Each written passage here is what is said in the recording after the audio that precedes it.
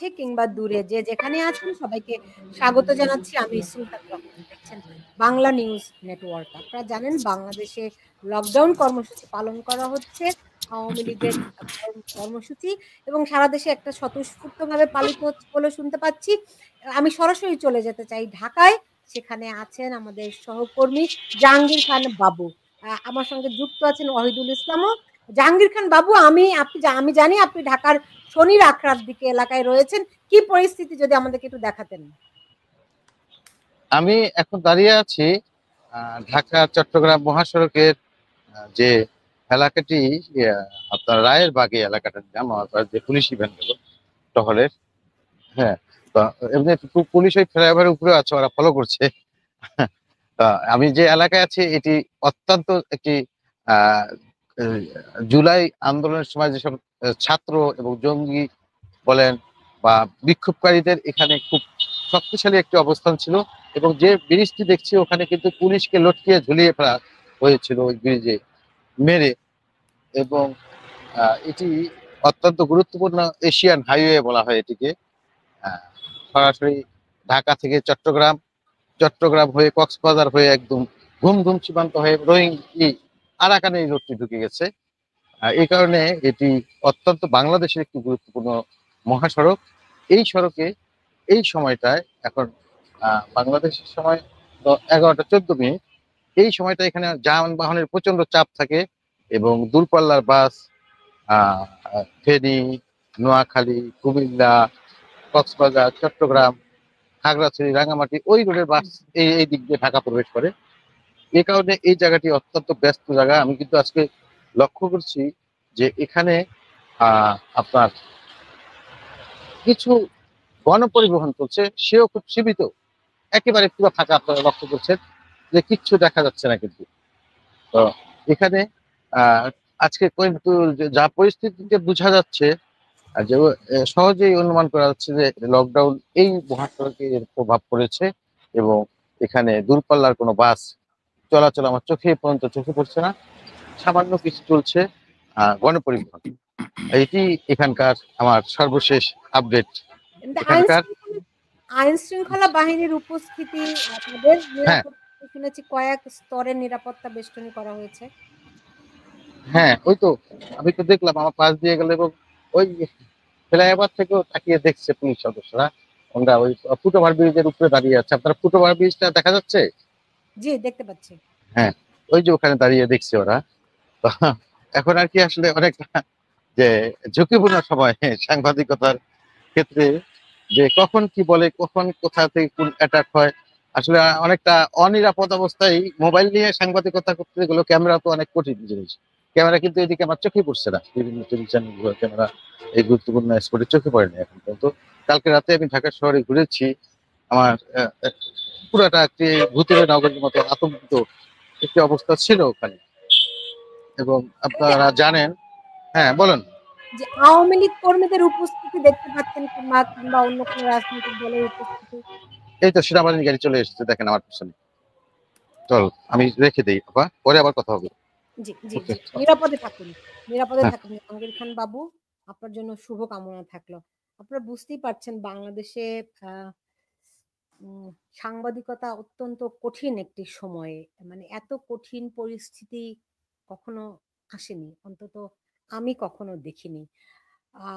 ওহিদুল ইসলাম, আপনি কি এরকম কঠিন পরিস্থিতি দেখেছেন বাংলাদেশে সাংবাদিকতা? আপনি তো দীর্ঘদিন কাজ করেছেন বাংলাদেশেও।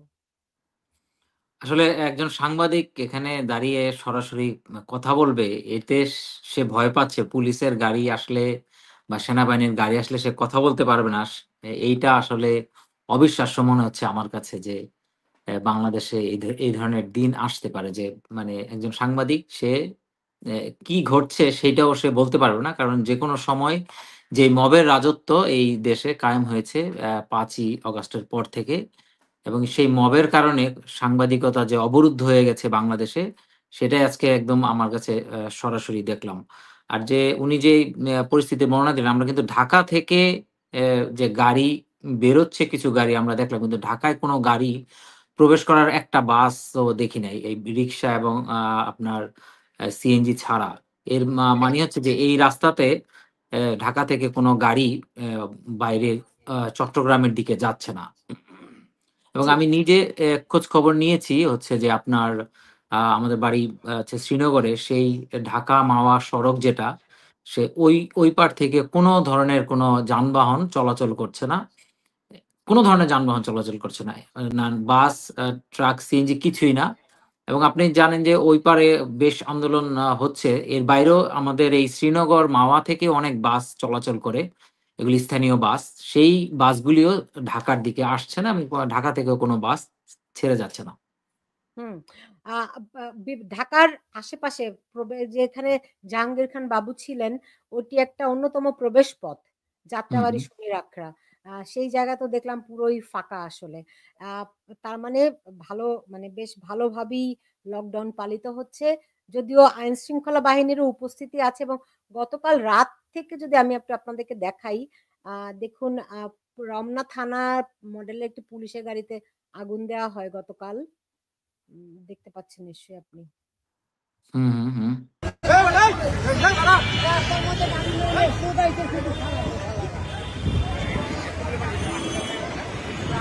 আগুন লাগাইছে আমি হুম। আপনাকে আরো কয়েকটি ছবি দেখাতে চাই।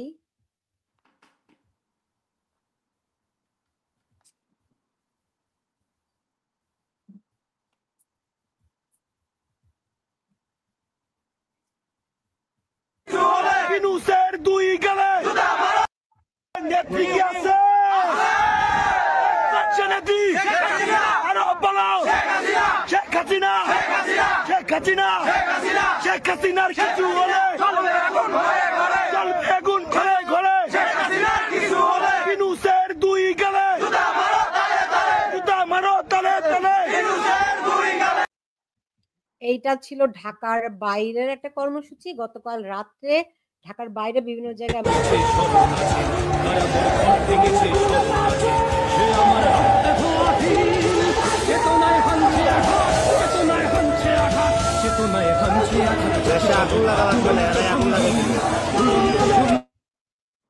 এটা বেশ বড় একটা জমায়েত দেখা যাচ্ছে, হ্যাঁ?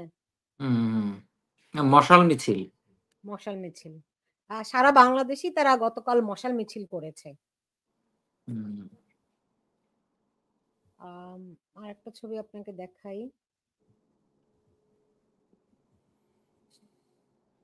এটা দেখা যাচ্ছে এটা সম্ভবত ঢাকা কুমিল্লা মহাসড়কে যুবলীগের একটি কর্মকাণ্ড বোধহয় আমরা দেখতে পাচ্ছি। টায়ার জ্বালিয়ে মহাসড়কের উপরে তারা লকডাউন কর্মসূচির জন্য প্রস্তুতি নিচ্ছিল।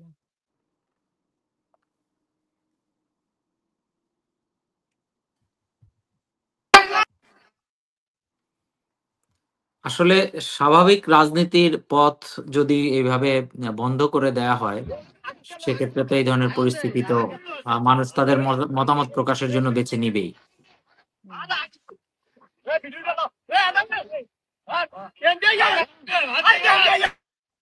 হ্যাঁ, সেটাই স্বাভাবিক কর্মকাণ্ড যদি বন্ধ করে দেওয়া হয় তাহলে তো এরকম পরিস্থিতি। তবে রাস্তায় টায়ার জ্বালিয়ে প্রতিবাদ জানানো এটি একটা নিয়মতান্ত্রিক আন্দোলন। আমরা বিভিন্ন সময় দেখেছি, আপনিও দেখেছেন। ঢাকা জি। থেকে আর আ আ ঢাকা থেকে আর কোনো খবর পাচ্ছেন কিনা আপনি? পেয়েছেন কিনা? জি, সুলতান আপা, আমি আসলে আমাদের বন্ধু-বান্ধব, আত্মীয়স্বজন অনেকের সাথে কথা বলেছি। আজকে ঢাকায় যারা আ তাদের বাচ্চাদেরকে অনেকেই স্কুলে দেননি। কারণ হচ্ছে যে গতকাল থেকেই যে ধরনের পরিস্থিতি হয়েছে, অ্যা গ স্কুলে দেননি এবং অনেকেই অফিসেও যাননি। বাসায়ই অবস্থান করছেন। কারণ আ মানুষ হয়তো এই সরকারের উপরে কোনো ধরনের আস্থা রাখতে পারছেন না। এবং যারা এই আন্দোলন অর্থাৎ ঢাকা লকডাউনের কর্মসূচি ঘোষণা করেছে, হয়তো তাদের সেই আন্দোলনকে যৌক্তিক মনে করছেন। সেই কারণে হয়তো অনেকে বের হননি এবং ছোটখাটো যে দোকানপাট রয়েছে, আপনি যদি দেখেন আমাদের আত্মীয়স্বজন যাদের দোকানপাট রয়েছে, বন্ধু-বান্ধব, তারা সবাই বলছে যে তারা দোকান খুলতে যাননি। এর মানে হচ্ছে মানুষও এক ধরনের সরকারের প্রতি নিরাপত্তার আ অভাব বলেন, আর মানুষ যারা আন্দোলনের ডাক দিয়েছে তাদের আন্দোলনের যৌক্তিকতার প্রমাণের অংশ হিসাবে হোক, আর নিজের নিরাপত্তার জন্যই হোক, যেকোনো কারণেই হোক, যে মানুষ কিন্তু রাস্তাঘাটে একেবারেই চলাচল করছে না। এবং ঢাকা আপনার যে ঢাকা ময়মনসিংহ মহাসড়ক জি। আর হচ্ছে যে আপনার ঢাকা থেকে গাবতলী, এই যে আর একটা প্রবেশ মুখ রয়েছে সেখানকারও খোঁজ খবর যেটা নিয়েছি, কোনো দিক থেকেই বাস চলাচল করছে না, যাত্রীবাহী বাস আসা যাওয়া, দু একটা বাস ছেড়ে গেলেও ঢাকা থেকে একেবারেই বাস আসছে না ঢাকার বাইরে থেকে। এবং মানুষ আসলে নিরাপত্তা বোধ করছে না, কারণ আমি ঢাকার বাইরের আশপাশের জেলাগুলির যে স্থানীয় সাংবাদিক রয়েছে তাদের সাথেও কথা বলেছি। তারা যেটা তাদের অভিজ্ঞতার কথা বলছে যে আসলে এখন কোনো একটা ঘটনা ঘটলে পুলিশের মানে পুলিশ সেখানে যাওয়ার কোনো ধরনের তাড়া দেখায় না।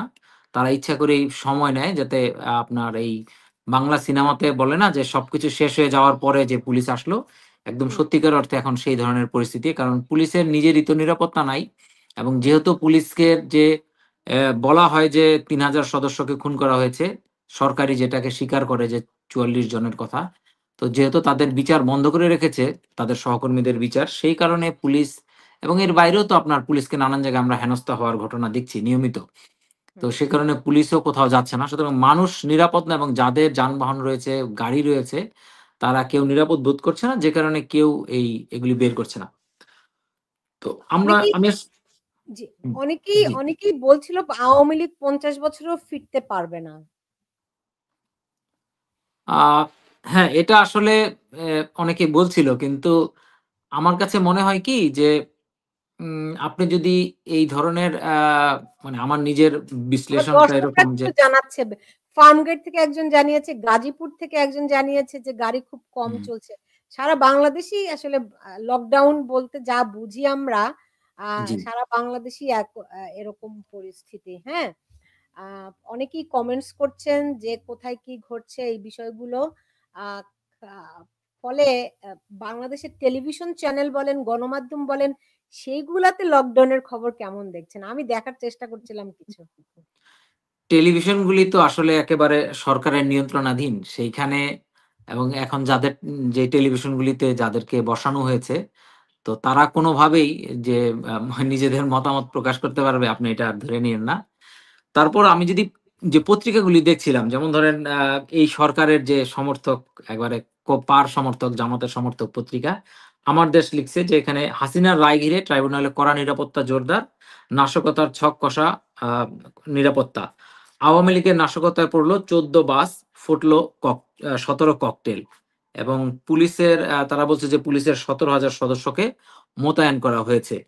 এবং এর বাইরে আপনি যদি 'প্রথম আলো' পত্রিকাটা দেখেন, আ সেখানে যে পত্রিকার খবর আছে যে ট্রাইব্যুনালে কড়া নিরাপত্তা, বিজিবি পুলিশের অবস্থান, সেনাবাহিনীর টহল।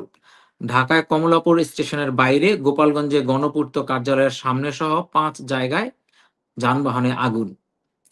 তারপর হচ্ছে যে ছবিতে সকালের ঢাকা, নিরাপত্তা জোরদার, রাজনৈতিক দলের অবস্থান। আপনাকে আরেকটা খবর জানিয়ে রাখি যে এই যে এই আওয়ামী লীগের অবরোধকে ঘিরে আ মানে অবরোধ বিএনপি লকডাউন। আপনার লকডাউন কর্মসূচিকে ঘিরে বিএনপির চেয়ে জামাত সারা দেশ থেকে তাদের নেতাকর্মীদের এনে ঢাকায় জড়ো করেছে জামাত শিবির, এবং বিভিন্ন মোড়ে, মোড়ে তাদের অবস্থান আ বিভিন্ন জায়গায় তারা রাখার চেষ্টা করছে। বিশেষ করে যে সমস্ত জায়গাগুলিতে তাদের শক্ত অবস্থান রয়েছে। তো আ তাদের অবস্থান দেখানোর জন্য, এবং এইখানে জামাত বেশ একটা মানে জোরালো ভূমিকা নেয়ার চেষ্টা করছে যে এই আন্দোলন কে দমানোর জন্য। কিন্তু আপনি যে এই আন্দোলন ঘোষণার আগে থেকেই যেভাবে মানুষের মনে যেটা হয়েছিল, এবং আমরা যেটা ধরেন ২০০৫ সাল থেকে আওয়ামী লীগ যে বিরোধী দলে ছিল ৫, ৬, ৭, সেই সময়ে যে আওয়ামী লীগের অবরোধ, হরতাল কর্মসূচি আমরা দেখেছি। তো আওয়ামী লীগের কর্মসূচির ডাক দেওয়ার অর্থই মানে যেই জিনিসটা দাঁড়ায়, ঠিক আছে? আমি আজকে এই পত্র-পত্রিকাগুলি দেখে বিশ্লেষণ করে আমাদের খোঁজখবর করে যেইটা দেখলাম যে একেবারে মানুষ যাদের সাথে কথা বলছি, যারা বাইরে যায়নি আজকে, যাদের দোকানপাট খোলেনি, তারা সবাই এই ধারণা থেকেই বাইরে যায়নি যে মানে আওয়ামী লীগ যেহেতু কর্মসূচি ডাক দিয়েছে এবং যেভাবে তারা আগে থেকে প্রচার প্রচারণা করেছে, এর অর্থ হচ্ছে যে বাইরে আজকে যাওয়া যাবে না। ঠিক আছে? আমরা কিন্তু বিএনপির যে ২০১৪ সাল থেকে এবং এরপরে যে বিএনপি যে অবরোধ দিল আপনার মনে আছে? এবং সেই অবরোধ কিন্তু আর উঠায় নাই। আজ পর্যন্ত বিএনপি কর্মসূচি দিয়ে অবরোধ উঠায় নাই। কিন্তু মানুষ সেই অবরোধকে উঠিয়ে ফেলেছে।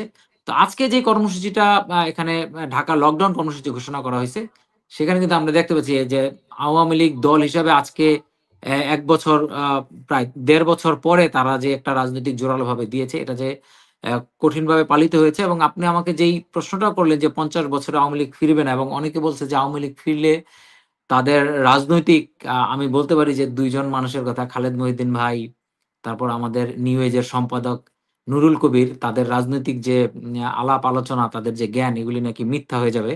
তারা নিজেরা বলছিল। আমিও শুনেছি তাদের কথা। তো বিশেষ করে নুরুল কবির ভাই যে এরকম কথা বলবেন অদূরদৃষ্টি সম্পন্ন, আমি কল্পনাও করতে পারি নাই। আওয়ামী লীগ তো কোনো মানে একটা একটা মাটির গভীর থেকে, বাংলাদেশের মাটির গভীর থেকে উঠে আসে একটি রাজনৈতিক দল। তার উপরে ধরেন এই ধরেন এনসিপি কে বলে নতুন একটি রাজনৈতিক দল, তাই না? তো তারা তো কেউ আওয়ামী লীগের বিকল্প হতে পারেনি, হতে পারবেও না। তাদের ফিলসফি, আওয়ামী লীগ তো শুধু একটা রাজনৈতিক দল না, এটা একটা দর্শন, একটা আদর্শ। তারা পালন করুক আর না করুক, কিন্তু এই যে দর্শন, সেটা তো কেউ আনতে পারেনি বাংলাদেশে। আমার কাছে, আমি যে জিনিসটা আমি নিজেও লিখেছিলাম আসলে ফেসবুকে, আমি বা আমার যে অনলাইনে লিখেছিলাম, আমার কাছে মনে হয়েছিল কি যে ধরেন আওয়ামী লীগের পতনের পরে যে সরকারটা ক্ষমতায় আসলো, তারা যদি দেশে সুশাসন, ন্যায় বিচার নিশ্চিত করতে পারত, তাহলে হয়তোবা আওয়ামী লীগের ফিরে আসাটা আরো অনেক বেশি সময়ের প্রয়োজন হতো। দেশে যেহেতু সুশাসন, ন্যায় বিচার নিশ্চিত করতে পারেনি, মানুষের যেই আশা আকাঙ্ক্ষা ছিল মানুষের মনে, যে বৈষম্য বিরোধী যে আশার কথা বলেছিল, এখন প্রতিটা পদে পদে যে বৈষম্য, এবং কোনো মানুষের নিরাপত্তা নেই, নারীদের নিরাপত্তা নেই, এগুলি হয়তো পুরাতন কথা বারবারই বলা হয়ে যাচ্ছে। যে কারণে মানুষ জাস্ট ৬ মাস পরেই কিন্তু বলা শুরু করেছে যে আগেই ভালো ছিলাম। এবং অনেকে যারা এই আন্দোলনের সাথে সরাসরি যুক্ত ছিল, যারা ওই তাদের ফেসবুক প্রোফাইল লাল করেছিল, তারা অনেকে এ এবং যারা আন্দোলনের যুক্ত ছিল, তারা অনেকে ফেসবুকে স্ট্যাটাস দিয়ে সামাজিক গণমাধ্যমে বলছে যে তারা ভুল করেছে, তাদেরকে ভুল বোঝানো হয়েছিল। সুতরাং এই সরকারের ব্যর্থতা এই কারণে হচ্ছে যে আমি বলব যে আওয়ামী লীগ যে যে যদি ফিরে আসাটা অনেক সময়ের ব্যাপার হয়েও থাকে, ব্যর্থতার কারণে সেটা অনেক এগিয়ে এসেছে। এবং এই দেশের, আপনি যেটা বলছিলেন যে এই মানুষের আ আ গভীরে প্রথিত। আমি ধরেন আপনি এই যে যদি আপনি রাশিয়ার যে বিপ্লবের যে ইতিহাস যদি আপনি পড়েন, সেখানে এই যে পাঠচক্র বইলা যে ব্যাপারটা থাকে, হ্যাঁ? আপনি যদি যে 'মা' উপন্যাসটা পড়েন, সেখানে এই বইগুলি মানুষ পড়ে রাজনৈতিকভাবে রাজনৈতিক চেতনা তৈরি হয়। ধীরে, ধীরে একটা রাজনৈতিক দল, শক্তি, চিন্তা, চেতনা, আদর্শ সেইভাবে গড়ে ওঠে। তো আপনার এই এনসিপি কে যারা এখন বড় দল বলছে, এখন পর্যন্ত তারা তো মানে তাদের কোনো কর্মসূচি দিতে পারে নাই। এই দলকে কেন মানুষ সাপোর্ট করবে? এই দল আসলে কি হবে? এগুলি কিছুই বলতে পারেনি। তারা সকালে এক কথা বলে, বিকালে এক কথা বলে, এবং ভারত বিরোধিতার রাজনীতির কথা বলে। হ্যাঁ, কিন্তু যখন ভারতে ইলিশ মাছ পাঠানো হলো, তখন তো তারা কোনো কর্মসূচি দিল না। তার বিরুদ্ধে কথা বলল না। তাই না? যখন আদানিকে টাকা দিয়ে দিল। সুতরাং তাদের কোনো কিছুর মধ্যে ঠিক নাই। একদিনে একটা রাজনৈতিক আদর্শ কর্মসূচি হয় না। কোনো মানুষ তাদেরকে বিশ্বাস করে না। এনসিপি এখন আপনার মানে গন কেস। বাংলায় বলতে গেলে গন কেস। কালকে আমাদের সাংবাদিক মাসুদ কামাল আ ভাই তার নিজের প্রোগ্রামে বলছিল যে এনসিপির জন্য তার মায়া লাগছে, এবং এটা মানে নিঃশেষ হয়ে গেছে। আসলেই নিঃশেষ হয়ে গেছে এনসিপি। এখন আওয়ামী লীগকে আমাকে একজন সেদিন প্রশ্ন করছিল যে সার্জিসকে অনেকদিন ধরে দেখা যাচ্ছে না, ব্যাপারটা কি? এবং কালকে দেখলাম হাসনাত আব্দুল্লাহ তিনি দৌড়ে গিয়ে একটা টেলিভিশনের গাড়িতে উঠে আশ্রয় নিলেন। দেখেছেন নাকি আপনি? না, ওদেরকে তো নানান জায়গায় আশ্রয় নিতে হবে। ওরা এখন কোথায় আশ্রয় নিবে এবং কোথায় আশ্রয় পাবে সেগুলি খুঁজে বেড়াচ্ছে। আপনি এই যে বৈষম্য বিরোধী ছাত্র আন্দোলনের যে নেতা ছিল কাদের, তার যে ফেসবুক স্ট্যাটাস দিয়েছে যে বিএনপির কাছে তারা দেন দরবার করছে। রাতের বেলা গিয়ে সালাউদ্দিনের বাসায় যায়, আপনার ফখরুল ইসলাম আলমগীরের বাসায় গিয়ে ধর্ণা দেওয়ার চেষ্টা করে ২০ টা আসনের জন্য। এবং এই চেষ্টা তারা এখানে সকালবেলা হলে বিভিন্ন জায়গায় স্ট্যাটাস নানান কিছু দিয়ে বিরাট বিএনপির বিরোধী কথাবার্তা বলে, আর ওদিকে রাতের বেলা গিয়ে আপনার বিএনপি নেতাদের কাছে আসন চাইছে। ওরা আপনার এই আশ্রয় খোঁজার চেষ্টা করছে। ওদের রাজনীতি ধ্বংস হয়ে গেছে, শেষ হয়ে গেছে, এবং মানুষ এদের উপরে বিশ্বাস হারিয়ে ফেলেছে। সুলতান আপা দেখেন, ১০০ কোটি টাকা দিয়েছে ডক্টর মোহাম্মদ ইউনূস, আর বিভিন্ন মানুষ তাদেরকে দিয়েছিল আরো ২০ কোটি টাকা। ১২০ কোটি টাকা জুলাই ফাউন্ডেশনে দিয়েছে। ৫০ কোটি টাকা মেরে দিয়েছে সার্জিস। ৫০ কোটি টাকা মেরে দিয়েছে আপনার এই যে মুগ্ধর ভাই, স্নিগ্ধের ভাই মুগ্ধ। তো এখন সে বিএনপিতে যোগ দিছে আপনার। না, হ্যাঁ? মুগ্ধ ভাই স্নিগ্ধ। আচ্ছা, আমি আসলে ২ টাকে এলোমেলো করে ফেলি। মুগ্ধর ভাই স্নিগ্ধ। তো এই স্নিগ্ধ এই 50 কোটি টাকা মেরে দিয়েছে। এখন ওদেরকে কে দলে নিবে? কারণ তাদেরকে দলে নেওয়ার অর্থ হচ্ছে আপনাকে এই দায়ভার গ্রহণ করতে হবে সেই দলকে। আর তারা না, তারা যে স্নিগ্ধ স্নিগ্ধ তো দেখলাম বিএনপিতে যোগ দিয়েছে এবং সেখানে গিয়ে খালেদা জিয়ার নাম উচ্চারণ করতে গিয়ে শেখ হাসিনার নাম বলেছে। না এগুলি তো আপনাকে আপা যেটা বললাম ওই যে যে রাজনীতি তো একদিনে চলে আসে না, এটা পাঠন প্রক্রিয়ার মধ্য দিয়ে আদর্শকে ধারণ করলে তারপর না আপনার রাজনীতিটা আসবে। হুট হুম, করে তো আপনার এরকম নাম চলে আসবেই, তাই না? হুম। তো যে কারণে তাদের ভিতরে এগুলি তো নাই। বলছে যে তাদের বাবা মা নাকি খালেদা জিয়ার ছবি দেখাইছে। খালেদা জিয়া একদম এটা অবশ্য ফেসবুকে দেখলাম। এফ এম ফারুক একটি গুরুত্বপূর্ণ মন্তব্য করেছেন। এ কে এম ফারুক তিনি বলছেন, সুলতানা আপা লকডাউন ডেকেছে, আওয়ামী লীগ পালন করছে সাধারণ জনগণ, আর নাশকতা করছে শিবির জঙ্গিরা। আপনি দেখেছেন যে শিবির কিন্তু রাজপথ দখল করে রেখেছে, ঢাকার বিভিন্ন মোড়ে মোড়ে তারা সমাবেশ করছে এবং তারা বলছে যে জুলাই সনদ বাস্তবায়ন না করা হলে জুলাইয়ের আন্দোলন বৃথা আর কি, ষড়যন্ত্র চলছে, তারা চায় জুলাই সনদের বাস্তবায়ন।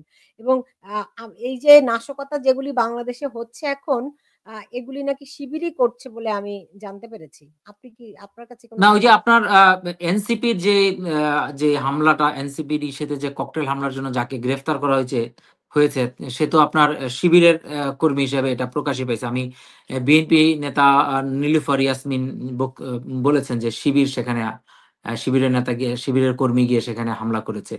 তো এই সুযোগ আপনার তো শিবির তো নিতেই পারে বা বিরোধী অন্যান্য রাজনৈতিক দলগুলি। কারা এখন আপনি যদি 2014-15 সালের সেই ককটেল বা আগুনে মানুষ পোড়ানোর জিনিসকে যদি আপনার সরকারি করেছে বলে এখন বিএনপি বা জামাত বলে, তাহলে এখন যারা করছে সেগুলি কারা করছে? তো সেই সূত্রকে মেনে নিলে আপনাকে তো এখন বলতে হবে যে এখন যে সমস্ত আপনার আগুন সন্ত্রাস হচ্ছে সেগুলি তাহলে এই সরকারের যারা দল আছে শিবির, বিএনপি, হ্যাঁ এনসিপি তারা করছে। কারণ এগুলি এখন নাম দেয়া যাবে আপনার আওয়ামী লীগের উপরে। এবং সম্ভবত একটা খ্রিস্টানদের একটা চার্চে হামলার ঘটনায় এরকম একজন শিবির কর্মীর ধরা পড়েছে বলে খবর এসেছে। সুতরাং এই জাতীয় ঘটনাগুলি আপনার ঘটিয়ে তারা কিন্তু দেশে একটা অস্থিরতা এবং অস্থির পরিস্থিতি তৈরি করার চেষ্টা করবে। এটাই হচ্ছে স্বাভাবিক। কিন্তু মানুষেরই আমরা কিন্তু সেরকমের ধারণা। দেখুন, এখানে আরেকজন মন্তব্য করেছে, ডাক দিয়েছে লকডাউন জঙ্গি সন্ত্রাস নির্মূল করার জন্য আওয়ামী লীগ, অথচ এই লকডাউনে জঙ্গির সন্ত্রাস নৈরাজ্য করছে শিবির কর্মীরা। মানুষের কিন্তু এরকমই ধারণা। হ্যাঁ, এখন মানুষ তো জানে যে কারা কি ধরনের কর্ম মানে কার কোন ধরনের এই আন্দোলন মানে কর্মসূচি দিলে পরে কারা কোন ধরনের ঘটনা ঘটায় সেগুলি কিন্তু মানুষ জানে। এবং এলাকার লোকজন কে কোথায় গিয়ে হামলা করে এগুলিও মানুষ কিন্তু বুঝতে পারে। তো সেই মন্তব্যই এখানে ফুটে উঠেছে। এবং আজকে যেই ঘটনাকে ঘিরে এটা সেটা হচ্ছে শেখ হাসিনার রায় ঘোষণা করা হবে। আজকে হচ্ছে যে আদালত দিন ধার্য করবে যে কোন দিন শেখ হাসিনার রায় দিবে। আমরা আসলে এটা নিয়েও শেখ হাসিনার যে বিচার হচ্ছে, আমরা ওই যে আপনার যে সরকারের যে কৌশলী নিয়োগ করেছে তার যে কথাবার্তা বিচারকের সাথে পরিষ্কার কিন্তু বেরিয়ে গেছে যে এটা যে একটা সাজানো এবং পাতানো মামলা হইছে এবং এই পাতানো একটা খেলা হচ্ছে এখানে আদালতে। বিচারের নামে প্রহসন করা হচ্ছে। আসলে শেখ হাসিনার বিচারের রায় অলরেডি এই আইন উপদেষ্টা আসিফ নজরুল তিনি লিখে দিয়েছেন এবং এটাকে একটু ভালো ইংল্যান্ডের বিশেষ চোস্ত ইংরেজি আনার জন্য টবি ক্যাডম্যানকে নিয়োগ দেওয়া হয়েছে। সেটা সে দেখে টেকে দিবে, একটু ভাষা ঠিকঠাক করে দিবে যাতে ভালো চোস্ত বিদেশি ইংল্যান্ডের ভাষায় রায়টা লেখা হয়। এই কাজটা অলরেডি তারা করে ফেলেছে। ঠিক আছে? এটা এখন নাটক এই ঘোষণা করবে শেখ হাসিনার ফাঁসির রায় তারা দিয়ে দিবে। এই ব্যাপারে কিছু জানা আছে কিনা আপনার? যে প্রেস সেক্রেটারি শফিকুল আলম, ঢাকা বিশ্ববিদ্যালয়ের উপাচার্য, এদেরকে নাকি বিভিন্ন জায়গায় রাষ্ট্রদূত হিসেবে নিয়োগ দেওয়া হচ্ছে সেফ এক্সিটের নামে। দেখেছেন নাকি এরকম একটা খবর? না এর শুধুমাত্র এরা কেন, এই সরকারের যে উপদেষ্টারা রয়েছে তারাও তো সেফ এক্সিট খুঁজছে। এবং যেটা আপনার যে সাংবাদিক ইলিয়াস কিন্তু বলছে যে ইতিমধ্যেই আসিফ নজরুল আমেরিকাতে বাড়ি কিনেছে এবং আরো তার কাছে নাকি আরো অনেকের তথ্য আছে কে কোথায় ঘর বাড়ি কিনেছে। তো সে তো আপনার বেশ বড় সাংবাদিক এবং খোঁজ খবর না নিয়ে নিশ্চয়ই সে কোনো কিছু বলে নাই, তাই না? তার মানে আসিফ নজরুল ইতিমধ্যেই এবং হাজার কোটি টাকা কামিয়ে নিয়েছে ইতিমধ্যে। আপনি জানেন যে সে তার সেফ এক্সিট করে নিয়েছে। আর হচ্ছে যে এখন যেই উপদেষ্টারা রয়েছে মানে ছাত্র আন্দোলনের সাথে যারা জড়িত ছিল তারা বিএনপি এবং জামাতের সাথে যোগ দিয়ে একটা সেফ এক্সিট করছে এবং অবভিয়াসলি আপনার যে অপকর্ম আপনার শফিকুল ইসলাম করেছে আমাদের সাংবাদিক বড় ভাই, এটা আসলে আমি অবাক হয়ে গেছি যে একজন সাংবাদিকের এইরকম একটা পদ পাওয়ার পরপরই সে তার অতীতের সবকিছু ভুলে গিয়ে, হ্যাঁ, এবং এই কয়দিন পরে তার পরিস্থিতি এবং পরিণতি কোথায় হবে, কি হবে এগুলি সব ভুলে গিয়ে সে কিভাবে এরকম মিথ্যাচার এবং উল্টাপাল্টা কথাবার্তা বলা, উল্টাপাল্টা কর্মকাণ্ড করা এবং নিজেকে এক ধরনের ডেপুটি আপনার উপদেষ্টা, প্রধান উপদেষ্টা হিসেবে মনে করে সে যে যা কিছু করলো এটা অবিশ্বাস্য লেগেছে। এবং তার তো সেফ এক্সিট খুঁজতে হবে, কারণ আপনি জানেন যে সরকার ক্ষমতায় আছে, তার যে নিজের বাবার বাড়ি ঢাকায় সেখানে কিন্তু সে থাকতে পারেনি, কারণ মানুষ তাকে দেখলে গণশত্রু বলে ডাক দিচ্ছিল রাস্তাঘাটে, ঠিক আছে, এবং সে কোনো কিছু না দেখে ইংল্যান্ডে গিয়ে উষ্টা খেয়ে পড়ে গেছে। তো সুতরাং তার তো সেফ এক্সিট প্রয়োজন হবে, সে হয়তো সেই তদবিরই করছে বারবার বিভিন্ন জায়গায় আপনার নিয়োগ নেয়ার জন্য। তো এই এবং আপনার ওই যে এনসিপির যে প্রধান নাহিদ ইসলাম সে কিন্তু বলছে যে উপদেষ্টারা সেফ এক্সিট নেওয়ার চেষ্টা করছে, সেই প্রথমে এই আলোচনাটা আনছে।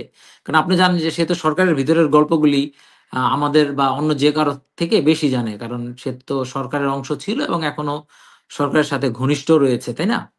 সে যেটা বলছে উপদেষ্টারা সেফ এক্সিট করছে, তার মানে সেই ধরনের ঘটনা আছে এই সরকারের সাথে যারা জড়িত ছিল, তাদেরকে তো সেফ এক্সিট খুঁজতে হবে, কারণ তারা অন্যায়, অনিয়ম, দুর্নীতি, এমন কোনো অপকর্ম নাই যেটা করে নাই। এবং বাংলাদেশে আপনার এই ধরনের বা পৃথিবীতে এই ধরনের ঘটনা এরকম হইছে কিনা জানা নাই, যে এইরকম মবের রাজত্ব, মবকে প্রেসার গ্রুপ বলা, মবকে উস্কে দেয়া, হ্যাঁ, এই ধরনের ঘটনা তো হয় নাই। এবং মানুষ কোথাও গিয়ে তো আপনার আওয়ামী লীগ করালো, মানুষ তাদের ব্যবসা বাণিজ্য, হ্যাঁ, যারা আওয়ামী লীগকে ভোট দিছে তাদের জায়গা জমি সবকিছু দখল লুটপাট করে নিয়ে নিছে, একটা আইনের কোনো বালাই নাই। 166 জন 266 জন সাংবাদিকের নামে হত্যা মামলা দেয়া, দিনের পর দিন সাংবাদিক এবং সাধারণ মানুষদেরকে আপনার জেলে আটকে রাখা, এবং এই যে আসিফ নজরুল এত বড় বড় বুলি দেয়া একটা মানুষ, সে আইন উপদেষ্টা হওয়ার পরে এইভাবে মানুষের উপর অত্যাচার নির্যাতন করা দিনের পর দিন, এই বিচার তো আপনার তাদেরকে তো আসলে সেভ এক্সিট না নিলে তো দেশে তো তাদের বিচার হবেই, আজ হোক কাল হোক তাদের তো বিচার হবেই। জি। আসলে ক্ষমতায় থাকলে মানুষ ভুলে যায় যে একদিন ক্ষমতা ছেড়ে চলে যেতে হবে। এটাই হচ্ছে গিয়ে বাস্তবতা, বা এটাই একটা চিরন্তন। আপনি দেখেন, আমি ছবিগুলো দেখাচ্ছিলাম আপনার কথার ফাঁকে ফাঁকে, এই যে ঢাকার হুম। মতিঝিলের চিত্র আজকে সকালবেলা একটু আগে একজন আমাকে পাঠিয়েছেন। এটিও যাত্রাবাড়ি ফ্লাইওভারের দিকে সম্ভবত। অনেকদিন ঢাকায় থাকি না, তো সেজন্য অনেক জায়গা এখন আর চিনতে পারি না। দেখতে পাচ্ছেন না। ঢাকার বিভিন্ন জায়গার চিত্র আর কি, হ্যাঁ, একদম ফাঁকা। হুম, কোনো তো বাস যাত্রীবাহী কোনো বাস চলাচল করছে না তো। হ্যাঁ, আমি যেটা বললাম যে আপনার মানুষ তাদের ছেলে মেয়েদেরকে স্কুলেও পাঠায়নি, কারণ হুম। আজকে মানে নানান স্কুলে পাঠায়নি, এমনিতেই তারা আসলে ইয়ে করেছিল, কি বলে এটাকে, বা বিভিন্ন বেসরকারি বিশ্ববিদ্যালয় আগে থেকেই বন্ধ ঘোষণা করে দিয়েছে, তারা অনলাইনে ক্লাস নেবে। বিভিন্ন স্কুল শিক্ষা প্রতিষ্ঠানও একই ধরনের ঘোষণা দিয়েছে, এবং অভিভাবকরাও সন্তানদেরকে স্কুলে পাঠায়নি। উম কর্মজীবী মানুষও আজকে ঘর থেকে কিন্তু না না, বের বের হয়নি আজকে, হ্যাঁ। বের হয়নি। আমি সেই কথাই বলছিলাম যে আমাদের যে আত্মীয় স্বজন যারা রয়েছে, বন্ধু বান্ধব খোঁজখবর যে করেছি, আহ, তারা অনেকে কাজে যায়নি, নানান নানান ছুতোনাতা করে কাজে যায়নি, এবং গাড়ি ঘোড়া যেহেতু পাওয়া যাচ্ছে না সে কারণেও কাজে যায়নি, এবং এমনকি রিক্সা বের হয়নি, ঢাকা যে রিক্সা শহর বলা হয়। মেট্রো রেল কিন্তু চলছে। হ্যাঁ, সেজন্য আপনি জানেন যে মেট্রো রেলের যে কর্মকর্তা কর্মচারী যাদের ছিল সবার ছুটি বাতিল করে দিয়েছে, এবং তাদেরকে যাতে মেট্রো রেল চালু রাখা যায় সে একটা ব্যবস্থা করেছে। আমরা যদি মেট্রো রেলের ভিতরের পরিস্থিতি দেখি তাহলে হয়তো দেখবো যে যাত্রী নেই, যে মেট্রো রেলে ওঠার জন্য মানুষের হুড়োহুড়ি ছিল, তাড়াহুড়া ছিল। এটা একটা মজার ঘটনা যে একজন জোকস কিন্তু করতেছিল। জামাত শিবির মাঠে এইভাবে করে অবস্থান নেবে, এই কি বাংলাদেশের মানুষ কোনোদিনও কল্পনা করতে পেরেছিল? আসলে জামাত শিবিরের রাজনীতিটা তো ওরা হচ্ছে যে আমি বলবো যে এটা এক ধরনের আওয়ামী লীগেরও রাজনৈতিক ভুলের কারণে এই অবস্থা তৈরি হয়েছে। আওয়ামী লীগ একভাবে জামাতকে কোণঠাসা করে ওখানে আবার আপনার হেফাজতকে উস্কে উঠানোর চেষ্টা করেছে। আসলে হেফাজতের ভিতরে যে জামাত আছে এটা তো obvious, তাই না? এটা তো তাদের বোঝা উচিতই ছিল। যেহেতু বিএনপিতে থাকা বা আওয়ামী লীগের ভিতরে থাকা, তার মানে হেফাজতের ওখানে তো ঢোকার জন্য তাদের জন্য একটা আদর্শ জায়গা, উপযুক্ত জায়গা। তো বেসিক্যালি এইভাবে আপনার যে আওয়ামী লীগের যে রাজনীতির যে কোর যে চিন্তা ভাবনা চেতনাগুলি, হ্যাঁ, আওয়ামী লীগ আপনার শিশু একাডেমি, বাংলা একাডেমি, মানে এই যে শিল্পকলা একাডেমি, এগুলিকে আপনার উৎসাহিত না করে আপনার সারা দেশে আপনার যে জারি গান, সারি গান, হ্যাঁ, পাল্লা গান, এগুলিকে বন্ধ করে দিয়ে আওয়ামী লীগ যেইভাবে যা শুরু করেছিল, সে কারণেও এই চিন্তা চেতনার মানুষদেরকে আগে থাকতে কোণঠাসা করে দেওয়া হয়েছিল। এবং আমার খুবই দুঃখ ছিল একটা বিষয়ে। আপনি জানেন যে আমি প্রধানমন্ত্রীর প্রোগ্রাম কভার করতাম, যে মদিনা সনদের আলোকে দেশ চলবে যদি আওয়ামী লীগ বলে, আওয়ামী লীগ তো দেশ স্বাধীন করেছে, তো মদিনা সনদের আলোকে দেশ তো স্বাধীন হয় নাই, তাই না? দেশ স্বাধীন হয়েছিল মুক্তিযুদ্ধের ৪ মূলনীতিকে সামনে রেখে, এবং বাংলাদেশ চলবে মুক্তিযুদ্ধের সেই ৪ মূলনীতিকে ঘিরে। তো এই সমস্ত কথাবার্তা বলে এই উগ্রবাদী এবং মৌলবাদী গোষ্ঠীকে এক ধরনের সুযোগ দেওয়া হয়েছিল। এটা আমার কাছে মনে হয়েছে। তো সেই বাড়বাড়ন্তির ফল আজকে আমরা দেখতে পাচ্ছি আসলে দেশে। এবং আপনি এটা হয়তো তাদের জায়গা থেকে যেভাবে সরকার তাদেরকে নিয়ন্ত্রণের চেষ্টা করেছে সেটা ভুল ছিল বলেই কিন্তু আপনার এই আজকে তাদের এই অবস্থান, বাড়বাড়ন্ত অবস্থান হয়েছে।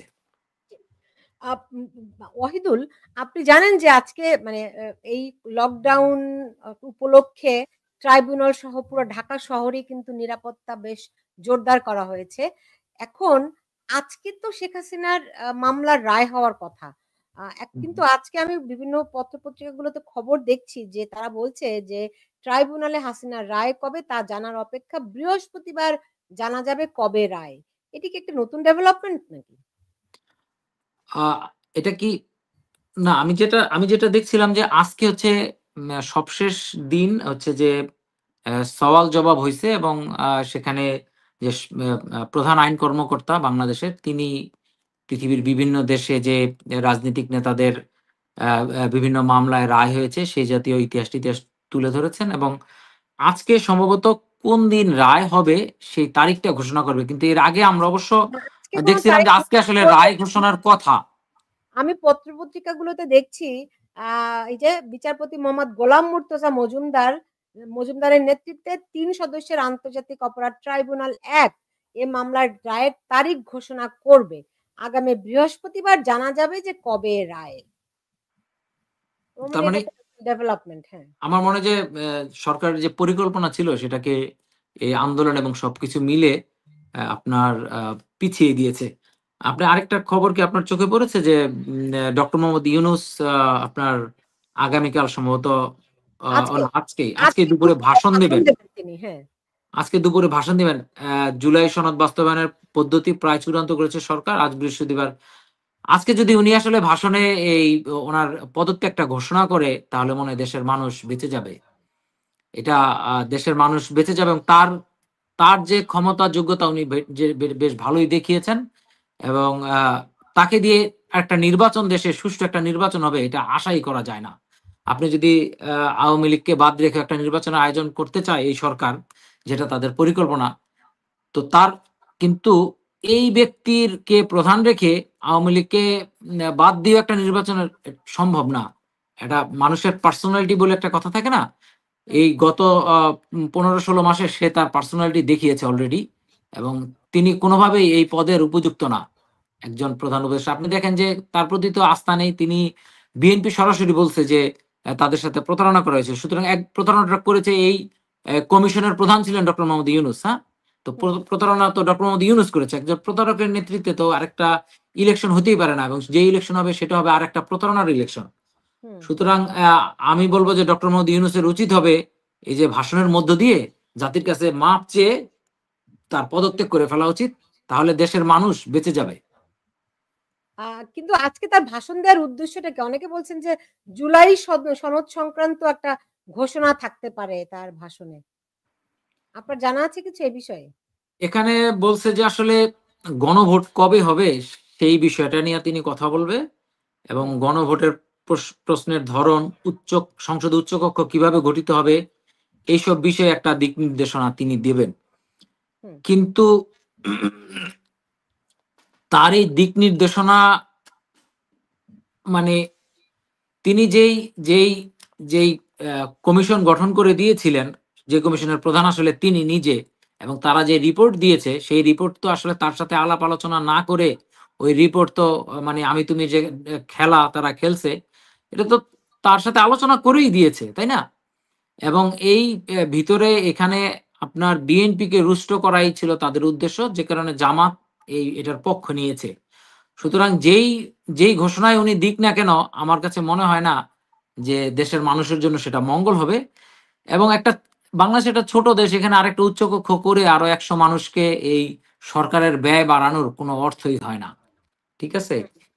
তো এটা একটা অনর্থক একটা জিনিস এই উচ্চকক্ষ নিম্নকক্ষ নিয়ে আসছে। প্রথম হচ্ছে 1। 2 নম্বর হচ্ছে গণভোট।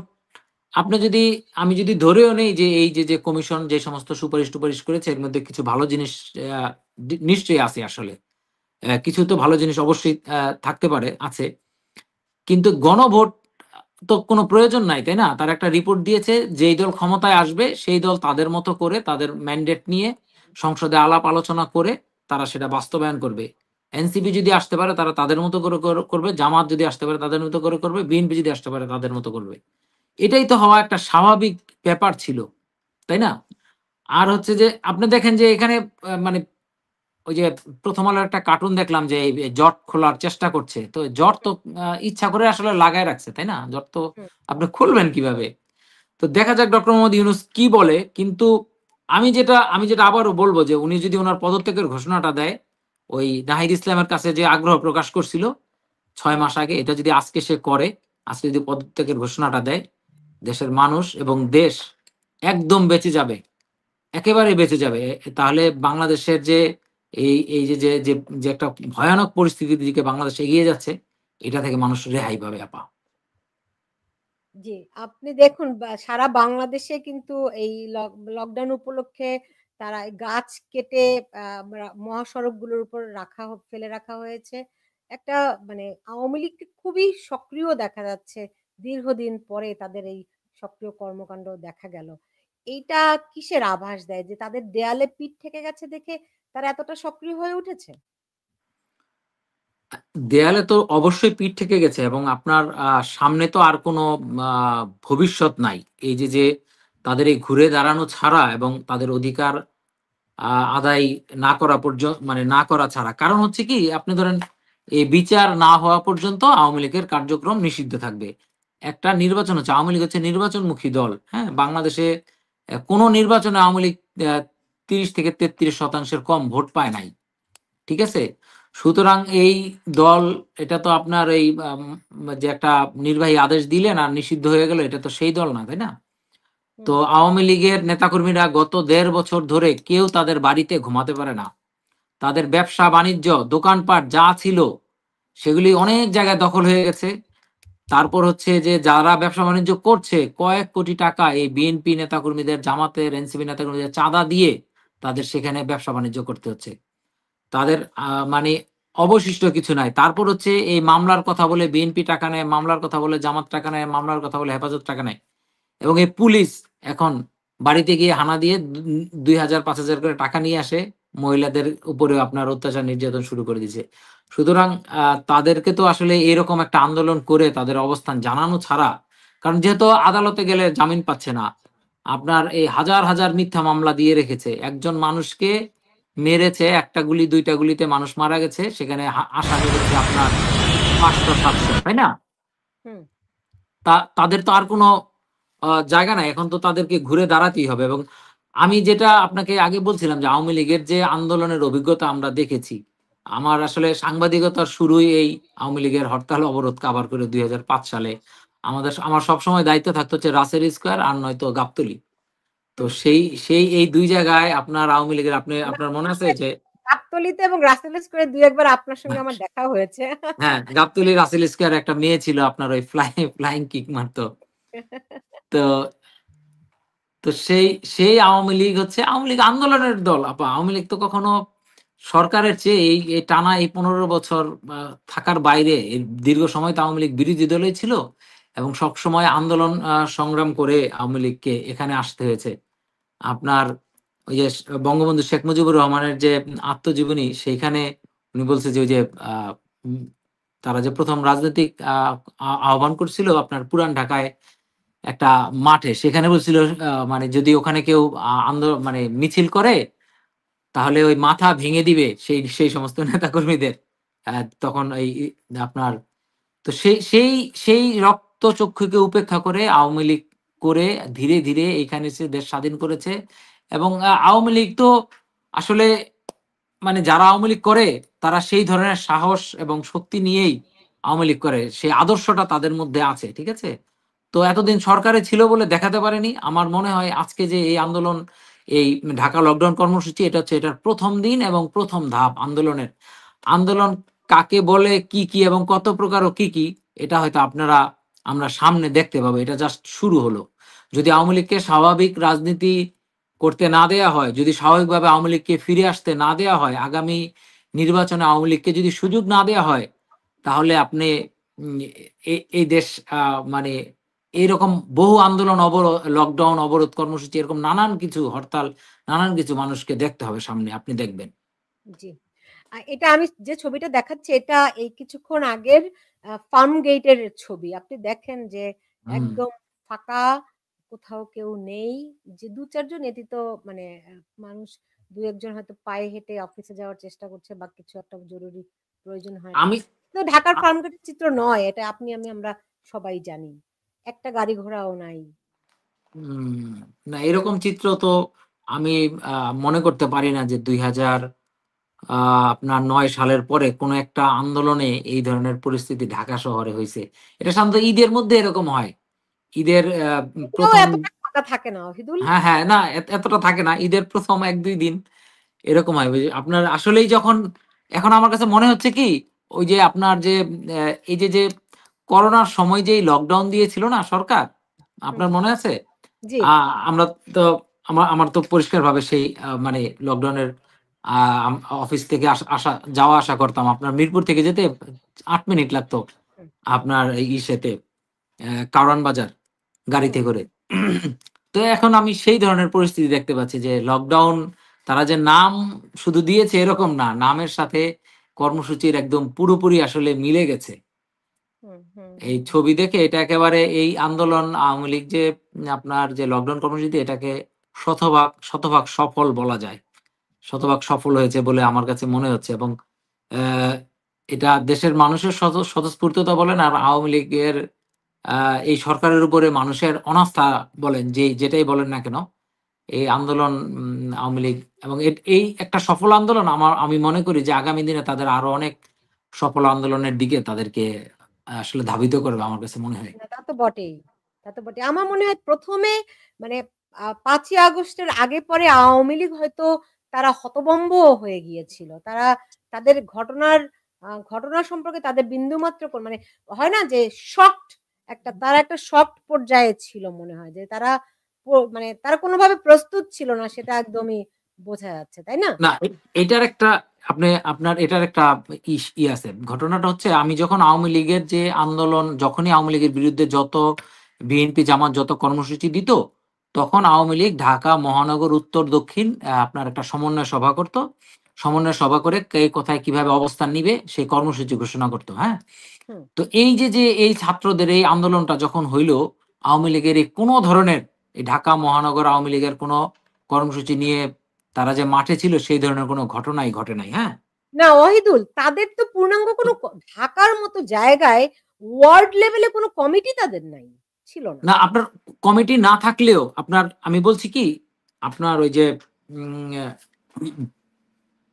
এটা একটা আলোচনার উঠিয়েছেন, আমি বলি। তো যদি কমিটি থাকারও প্রয়োজন ছিল না, যদি এই ঢাকা শহরের যে যেই ১৯ জন এমপি, হ্যাঁ, পুরো ঢাকা জেলার, তাদেরকে নিয়ে তারা একটা সমন্বয় সভা করত, কে কোথায় দায়িত্বে থাকবে, সেরকম একটা দায়িত্ব দিলে এই আন্দোলন ২ দিনের মধ্যেই হুম, আপনার এটা আর চোখে দেখতে হতো না। কিন্তু হুম, আওয়ামী লীগ এই জায়গাটা নেয় নাই। আওয়ামী লীগের এক ধরনের, আমরা শেষ দিকে এসে দেখছি কি যে সবকিছুর মধ্যে যা কিছুই হইতো সবার ধারণা ছিল যে শেখ হাসিনা কিছু একটা করবে, পুলিশ কিছু একটা করবে, প্রশাসন কিছু একটা করবে, এই ধরনের একটা চিন্তা ভাবনার মধ্যে আওয়ামী লীগ চলে গিয়েছিল। তো যেই কারণে আপনার এই এই ঘটনাটা ঘটেছে। আরেকটা বিষয় হচ্ছে আপনার যে আহ, এই ঘটনা যে আন্দোলনে যারা ডাকটা দিয়েছিল, হ্যাঁ, যে বৈষম্য বিরোধী আন্দোলনের যে ডাক, এবং আহ, এটার সাথে অনেকে আপনার মানে যারা যেই উদ্দেশ্যকে সামনে নিয়ে ডাকটা দিয়েছিল, অনেকে তাদের সেটার সাথে এক ধরনের একাত্মতার কথা মনে করেছে। তো এই কথাটা আমি আগেও বলছি যে আপনার বাংলাদেশে যে মুক্তিযোদ্ধার সংখ্যা, সেটাকে যদি বিবেচনা করেন আর সরকারি চাকরিতে 30% কোটা যদি তাদের জন্য রাখা হয়, এটা আসলে যৌক্তিক ছিল না। ঠিক আছে? তো ওই সময়ে আপনার যখন মুক্তিযুদ্ধ হয়েছিল তার পরপরই ৫-১০ বছর পর্যন্ত হয়তোবা জিনিসটাকে ঠিক ছিল। এরপরে এসে নাতিপুতিদের কাছে এসে যাওয়ার পরে আসলে সরকারি চাকরিও তো কম। ছিল না। ঠিক আছে? কেন ওই কারণে মানুষ একাত্মতাটা পায় না। দেখুন না, আপনি তো আমেরিকাতে থাকেন, এখানে একজন ভেটারান আজীবন সব জায়গায় সব রকম সুযোগ সুবিধা পায়। শুধু সেই পায় না, তার পরিবার পায়, সবাই পায়। না, আপনি তো যে কোনো তাহলে ধরনের আমার দেশের মুক্তিযোদ্ধারা কেন পাবে না? তাদের পরিবার না, কেন পাবে না? এখন এটাকে তো ধরেন একভাবে তৈরি করা হয়েছে তো আমাদের আহ, বাংলাদেশের বা আমেরিকার সাথে বাংলাদেশ হয়তো তুলনা করলে হবে না। আপনি তো আমেরিকাতে যে কোনো ধরনের সরকারি সুযোগ সুবিধা বা যেখানেই যান, আপনার যে একটা ফর্ম দেয়, সেখানে এই তথ্যটা আপনার পূরণ করতে হয় যে আপনি কি ভেটারান কিনা, ভেটারানের পরিবারের সদস্য কিনা। তাদের জন্য সবকিছু আলাদা করে এক ধরনের এই সমস্ত কিছুতে আলাদা আলাদা করে জায়গা আছে, যারা এই দেশের জন্য, এই দেশের হয়ে যারা যুদ্ধ করে সেনাবাহিনীর অংশ শুধু হয়। সরকারি পর্যায়ে না, আপনার একদমই একদমই যে সমস্ত ব্যবসায়িক প্রতিষ্ঠান আছে, সেখানেও আপনি না, না, যদি ভেটারান হন, আপনার সেখানেও চাকরিটা তাদেরকে দেয়া হয়, অন্যভাবে দেখা হয়, এবং এটা এই দেশের দেওয়া হয়। হ্যাঁ, আপনাকে এই দেশের এটা একটা হয়ে গেছে। এই দেশের মানুষের এটা নিয়ে কোনো সমস্যা নাই। কারণ হচ্ছে সরকার অন্য খাতেও আমার ধরেন দেশেও সমস্যা যাদেরই যারা যারা যারা এই যে মুক্তিযুদ্ধ বিরোধী, যারা স্বাধীনতা বিরোধী, তাদেরই সমস্যা, আর কারো সমস্যা তো দেখি না। তারা কজন? তারা মুক্তিযুদ্ধ পরিবার কজনই বা আছে? না, হয়তো আপনার ম্যানেজমেন্টের কোথাও সমস্যা হয়েছে, তাই না? তা তো অবশ্যই, তা যারা তো আপনার অবশ্যই। দেশকে একটা স্বাধীনতা দিয়েছে, যাদের পরিবার নিজেদেরকে একেবারে নিঃস্ব করে দিয়েছে, প্রিয়জনকে হারিয়েছে, আপনি তো তাদেরকে আজীবন কৃতজ্ঞতার সঙ্গে তাদের স্মরণ রাখা উচিত। না, এটা নিয়ে তো আপনার যেহেতু তারা আন্দোলনটা এক ধরনের দানা বাঁধছে, আমরা হয়তো মানে আমি বলছি যে সেটার সাথে আওয়ামী লীগ যারা করতো, তাহলে আপনাকে বুঝতে হবে যে আওয়ামী লীগে আওয়ামী লীগের যারা নেতাকর্মী হয়েছিল, তাহলে তারা সেই ধরনের পরিবার থেকে আসছে যারা মুক্তিযুদ্ধের বিরোধী ছিল, হুম, যে কারণে তারা এই আন্দোলনকে আপনার সমর্থন দিছে। আর নয়তো দিবে কেন? তাই না? সেটাই। সেটার বিরুদ্ধে তারা নামে নাই কেন সেই সময়? এই আপনি বিএনপির কি ভূমিকা দেখতে পাচ্ছেন বলেন তো? বিএনপি আসলে হইছে কি যে এক ধরনের চিন্তা করে কুল পাচ্ছে না। বিএনপি হুম, নেতাদের যদি বক্তব্য আপনি দেখেন, যে মির্জা ফখরুল ইসলাম আলমগীর ২ দিন আগে বলল যে যত মামলা আছে তারা আহ, কি যে অবৈধ যে সমস্ত মামলাগুলি আছে এগুলি তারা উঠে নিবে, মানে যে মামলাগুলির কোনো ভিত্তি নাই। হ্যাঁ, হুম, তারপর আবার সে একটা ব্যাখ্যা দিল যে সে বলছে যে ওই ইউনিয়নের কথা বলছে, সে হচ্ছে বিএনপির মহাসচিব, সারা দেশের এক ধরনের নেতা, তাই না? সে কেন ওই ইউনিয়নের কথা বলবে? একটা ইউনিয়ন কি তার জুরিডিকশনের মধ্যে পড়ে না? তারা কোনো জায়গায় এই যে ধরেন আওয়ামী লীগকে নিষিদ্ধ করা হইব, সেটার অবস্থান তারা প্রথমে ছিল বিরুদ্ধে, এরপরে আবার যখন সরকার অবস্থান নিষিদ্ধ করে দিল, তখন আবার সেটার পক্ষে চলে গেল। ঠিক আছে? এই যে এখানে আপনার মির্জা ফখরুল ইউনূসের মধ্যে আপনার দেখতে পাই হচ্ছে জিয়াউর রহমানের চেহারা। তো তা আবার এখন হচ্ছে যে বলতেছে যে আপনার ডক্টর মোহাম্মদ ইউনূস তাদের সাথে প্রতারণা করছে। তো হুম, কোনো কিছুর আসলে ঠিক নাই। আজ সকালে এক কথা বলে, বিকালে এক কথা বলে।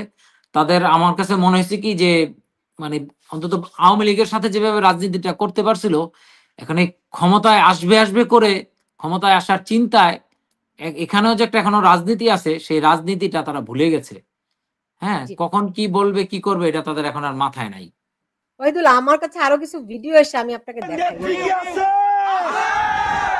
পাচ্ছে না দি। আরো বলো শেখ হাসিনা শেখ হাসিনা শেখ হাসিনার কিছু হলে সেনাবাহিনীর সামনে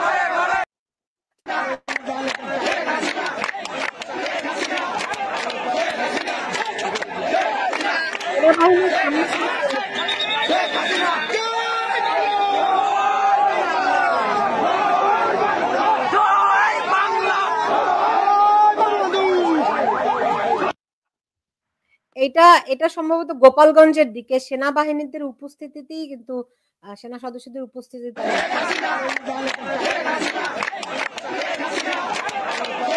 হ্যাঁ, পিছনে তো দেখা যাচ্ছে।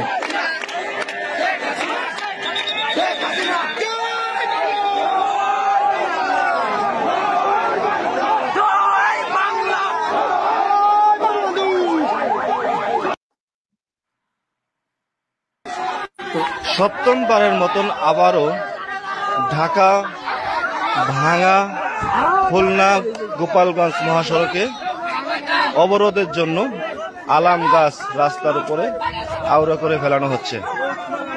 অর্থাৎ ভাঙা থেকে পশ্চিমে যে 21টি জেলা রয়েছে সেই জেলাকে সম্পূর্ণ বিচ্ছিন্ন করা হচ্ছে। ফরিদপুরের ভাঙ্গা উপজেলার আলগি ইউনিয়নের যে সুয়াদি স্থান রয়েছে সেই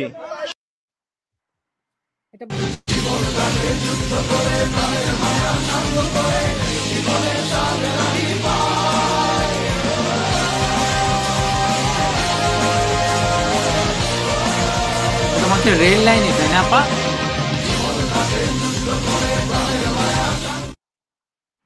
একটা রেল লাইনে মনে হচ্ছে এই আগুন দেওয়ার ঘটনা।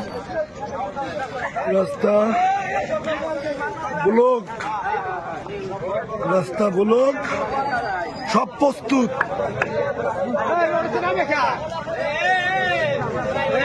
লড়াই বাঁধলে লড়াই করবো ইনশাল্লাহ। জয় বাংলা, জয় বঙ্গবন্ধু। যেখানে বাঁধবে লড়াই সেখানে লড়াই করব। সবাই প্রস্তুত, সবাই। অবরোধ চলছে, চলবে। সুৎখোর ইউনূস বিদায় হও, বিদায় হও। অবৈধ সরকার মানি না, মানব না। বেশ শক্ত অবস্থান নিয়েছে কিন্তু আওয়ামী লীগের কর্মীরা। তাদের তো দেয়ালে পিঠও ঠেকে গেছে, তাই না? তা তো অবশ্যই। এবং আজকে এই যে মানুষের যে উৎসাহ উদ্দীপনা, এবং আপনি দেখেন যে আওয়ামী লীগ নিষিদ্ধ 5,000 টাকা ঘোষণা করছে আওয়ামী লীগ গ্রেপ্তার করতে পারলে। কারোর মধ্যে তো কোনো ভয় নাই, ভয় ডর আছে। আপনি দেখতে পাচ্ছেন যে কেউ মুখ ঢেকে এসেছে, ভয় পাচ্ছে যে তাদেরকে পুলিশ ধরে নিয়ে যাবে, মামলা দিবে। মানুষের মধ্যে ভয় নাই। তো এই ভয়হীন মানুষকে আসলে আমার মনে হয় না সামনের দিনগুলিতে, এবং এই দুর্বল সরকার যেখানে পুলিশকে সপ্তমবারের মতন আন্দোলন মানে পুলিশকে ফোন করলে তো পুলিশ কোথাও যায় না এখন আর, ঠিক আছে? তো সেনাবাহিনী অর্ধেক আপনার চলে গেছে বিশ্রামে, কারণ তাদেরকে তো মানে তাদের ক্যান্টনমেন্ট তো রক্ষা করতে হবে, তাই না? ক্যান্টনমেন্ট গুড়িয়ে দেওয়া হবে যে ঘোষণা দিছে, এবং প্রতিনিয়ত সেনাবাহিনীকে যেভাবে অপমান অপদস্থ এই সরকারের আমলে করছে। বাংলাদেশের ইতিহাসে তো এই ধরনের ঘটনা, যে পাবলিকের সামনে সেনাবাহিনীকে এইভাবে অপমান অপদস্থ করা, এগুলি তো হয় নাই, তাই না? তো সুতরাং সেনাবাহিনীও তাদের সাথে নাই, সরকারের কর্মকর্তা কর্মচারীরা নাই। এই সরকারটার আসলে কোনো অবস্থান আর নাই। এই সরকার যে জামাত নিয়ন্ত্রিত যে সরকার, শুধু জামাতেরই মনে হয় ভালো লাগছে। আমার মনে হয় যে ডক্টর ইউনূস আপনি দেখেন নাই, সে পদত্যাগের ঘোষণা দিলেই ভালো।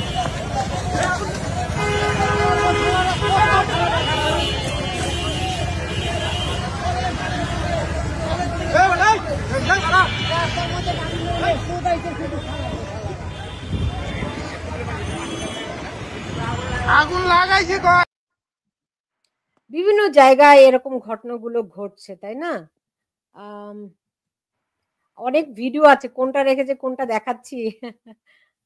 এবং আমার মনে হয় গণমাধ্যমগুলো কিন্তু এইসব ছবি কোনোটা দেখাচ্ছে না ওয়াহিদুল।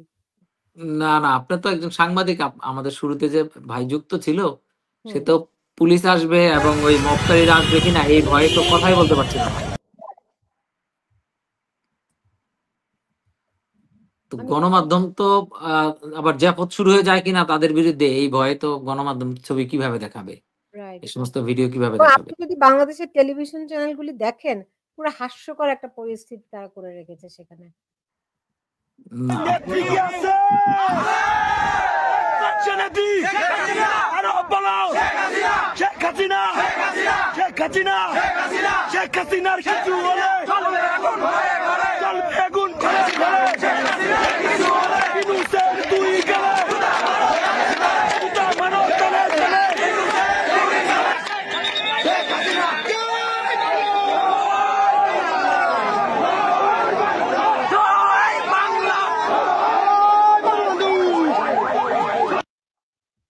কোথায় লোকের তো কোনো অভাব দেখি না আমি। হ্যাঁ, আপনাকে এই বিডি নিউজ 24 এর কয়েকটা হেডলাইন পড়ে শোনাই। একটা হচ্ছে টাঙ্গাইলে যাত্রীবাহী চলন্ত বাসে আগুন, সৌভাগ্যক্রমে কোনো হতাহতের ঘটনা ঘটেনি। সারা দেশে 7 ঘন্টায় 7 গাড়িতে আগুন। তারপর হচ্ছে রাজনৈতিক দলগুলোর সঙ্গে সংলাপে ইসি, ফরিদপুরের ভাঙ্গায় টায়ার জ্বালিয়ে গাছ ফেলে সড়ক অবরোধ। আপনি যেই ছবিটা দেখালেন জি। সেটাকে তারা শিরোনাম করেছে। তারপর হচ্ছে শরীয়তপুরে আওয়ামী লীগের মিছিল, চিনি ট্রাকে আগুন। ট্রাইব্যুনাল সহ নগর জুড়ে কড়া নিরাপত্তা, যান চলাচল কম। হুম। তো এটা হচ্ছে একেবারে প্রথম পাতার সবগুলি যে শিরোনাম আমি পড়লাম সবই হচ্ছে আজকের এই কর্মসূচিকে ঘিরে, এবং এটা তো আপনার বোঝাই যাচ্ছে যে এই যে কর্মসূচি আওয়ামী লীগ যে দিয়েছে, লকডাউন কর্মসূচি, এটা শতভাগ সফল হয়েছে। এবং অনেকের মনের মধ্যে ছিল আমি যে আজকে কেউ বের হবে কিনা, কারা কারা বের হয় না হয়, এটা ভেবে ভেবে কেউ কেউ, আমার ধারণা আওয়ামী লীগের যে কর্মীরা অনেকে আজকে বের হয় নাই। তো আগামী দিনে যেই কর্মসূচি ঘোষণা করবে, আপনি এর কয়েক গুণ বেশি মানুষ, কয়েক গুণ বেশি নেতাকর্মী আপনি দেখতে পাবেন। এবং যে সমস্ত জেলাগুলিতে আজকে এই লকডাউন সেভাবে দেখা যাচ্ছে না নেতাকর্মীর উপস্থিতি, তারা নিজেদের ভিডিও করে এই মানে শেখ হাসিনার কাছে পাঠানোর জন্য নিজেদের ভিডিও করে তারা পাঠাবে। আপনি সেই জন্য আরো বেশি কঠিন এবং কঠোর কর্মসূচি আগামী দিনগুলিতে আপনি দেখবেন। তো একজন ফান করে বলছিল যে লকডাউনের পরের কর্মসূচি হবে কোয়ারেন্টাইন। না না, এটা ফান করে না, আপনার ফান করে বলছে, কিন্তু এটা একটা আইডিয়া আসলে আমার মনে হয়। আপনার এটা নিশ্চিতভাবে এই ধরনের কর্মসূচি আসবে, কারণ মানুষ যে শব্দগুলি জানে সেরকম কর্মসূচি তো দিলে মানুষের মুখে মুখে থাকবে, বুঝছেন না? এই যে বলছে লোকে যে বাংলার জনগণ আগামী কর্মসূচির অপেক্ষায় আছে। কি কর্মসূচি আসতে পারে পরবর্তীতে? একজন তো বললো যে লকডাউনের পরে কোয়ারেন্টাইন আসবে, অর্থাৎ মানুষই আপনার ঘর থেকে বের হবে না। আসলে আজকেও তো কিন্তু মানুষ ঘর থেকে বের হয় নাই, সেটাই কিন্তু আপনার প্রমাণ হয়েছে যে মানুষ যে আন্দোলনের সমর্থন, আমি যেটা আগেও বারবার বলছিলাম যে আন্দোলনের সমর্থনের কথা বলেন আর এই সরকারের উপরে অনাস্থা বলেন, সরকারের উপরে আস্থা রাখার তো কোনো কারণ নাই। হ্যাঁ, বিন্দুমাত্র কোনো কারণ নেই সরকারের উপরে আস্থা রাখার। সুতরাং এতদিন মানুষ একটা আশায় ছিল যে এই সরকার আসছে, তারা কিছু একটা করবে। তো যেহেতু তারা এই 15 মাসে একটা অশ্বডিম্ব প্রবেশ করলো এই জুলাই সনদের নামে, এবং এরপরে যখন বড় একটা রাজনৈতিক দল তাদের নামে প্রতারণার অভিযোগ আনলো, সুতরাং এই প্রতারক সরকারকে তো আপনার বিশ্বাস করার কোনো কারণ নাই। এখানে মানুষ বলছে লকডাউন নমুনা, তারপর যমুনা, মানে এরপরে কি যমুনা ঘেরাও? অবশ্যই যমুনা ঘেরাও কর্মসূচিতে আসবে যদি ডক্টর মোহাম্মদ ইউনূস পদত্যাগ না করে। তো সেক্ষেত্রে তো যমুনা ঘেরাও কর্মসূচি তো আসতে হবে, কারণ তিনি এই মামলার নামে, ভুয়া মামলার নামে যেভাবে মানুষকে অপদস্থ করছে, যেভাবে দিনের পর দিন জেলে আটকে রাখছে, এবং বিন্দুমাত্র আপনার যে সমস্ত মানুষের কোনো বিন্দুমাত্র কোনো সংস্রব নাই কোনো ঘটনার সাথে, তাদেরকেও আপনার জেলে আটকেছে। আপনি জানেন যে প্রধানমন্ত্রীর যে সাবেক প্রধানমন্ত্রীর শেখ হাসিনার যে বিদ্যুৎ জ্বালানি উপদেষ্টা, হ্যাঁ, তো তাকে একটা মামলায়, হত্যা মামলার আসামি করে তাকে দিনের পর দিন জেলে রেখে দিছে, তাকে জামিন দিচ্ছে না। উনি হচ্ছে এমন একজন মানুষ যে কোনোদিন আওয়ামী লীগের রাজনীতি নিয়ে কোনো কর্মসূচিতে কোথাও কখনো যায় নাই। তার যে বিদ্যুৎ জ্বালানির যে জায়গাটা ছিল সে ওই জায়গার মধ্যেই ছিল, তাই না? তাকেও আপনার এই আপনার দিয়ে রাখছে। সুতরাং সাংবাদিক, শিল্পী, সাংবাদিক, আপনার সিনেমায় অভিনয় করা মানুষ, কোনো মানুষকে বাদ রাখছে অপদস্থ করা। এবং এই যে বলে যে এই মামলা আমরা দেই নাই, বিক্ষুব্ধ জনগণ দিছে, যাদের আত্মীয়স্বজন মারা গেছে, তো তারা দেয় নাই, তাহলে এই সরকারি আইন কর্মকর্তারা গিয়ে জামিনের বিরোধিতা কেন করে বলেন আপনি? তো এগুলি তো তাদের যোগ সাজস্য হচ্ছে। ওয়াও, পুরো লকডাউন। ধন্যবাদ প্রিয় ঢাকাবাসী। মাননীয় প্রধানমন্ত্রী বঙ্গবন্ধু তনয়া দেশরত্ন শেখ হাসিনার ডাকে লকডাউনে সাড়া দেওয়ার জন্য আমি এই মুহূর্তে দাঁড়িয়ে আছি ঢাকার সবচেয়ে জনবহুল এবং ব্যস্ততম এরিয়ায়। এটা হচ্ছে সায়েন্স ল্যাব এবং নিউ মার্কেট এরিয়ায়, একেবারে জনমানবহীন। 2-4টা ব্যক্তিগত গাড়ি, প্রাইভেট কার, হুন্ডা ছাড়া আর কিছুই নেই। ধন্যবাদ প্রিয় ঢাকাবাসী। না, কোনো প্রাইভেট কার, বাস তো দেখাই গেল না। এটা আপনার সায়েন্স ল্যাবের কথা বললো না? হ্যাঁ, সায়েন্স ল্যাবের কথা বলেছে। তো সায়েন্স ল্যাব তো মানে এই সময়ে তো আপনার ঈদের তাও মধ্যেও তো আজকে আপনার working যানজট day, থাকে। আজকে তো ওয়ার্কিং ডে, তাই না? হ্যাঁ, আজকে ওয়ার্কিং ডে, ঈদের অফিস মধ্যেও আদালত যানজট সবই থাকে। বন্ধ। শুধু যানবাহনই বন্ধ না, অফিস আদালতও বন্ধ। হ্যাঁ, আপনাকে তো বললাম যে বাচ্চারা স্কুলে পাঠায়নি, বাবা মা আপনার অফিস আদালতে যায়নি। তো এবং আমি তো এখানে যে যারা সরকার সমর্থক তাদেরও যে কোনো একটা কর্মসূচি মিছিল তারা করছে সেই ধরনের নিউজও কিন্তু দেখছি না। তো খুব যে একটা জনগণ জড়ো করেছে তারাও সেটাও কিন্তু মনে হচ্ছে না। ও এখানে আমি মানব জমিনে দেখতে পাচ্ছি তেজগাঁওয়ে থেমে থাকা ট্রেনের বগিতে আগুন, ট্রাইব্যুনালে কড়া নিরাপত্তা, আইন শৃঙ্খলা বাহিনীর অবস্থান। মানব জমিনের হেডলাইন দেখতে পাচ্ছি এখানে। টাঙ্গাইলে যাত্রীবাহী বাসে আগুন দেওয়া হয়েছে, কোনো হতাহতের খবর আসেনি।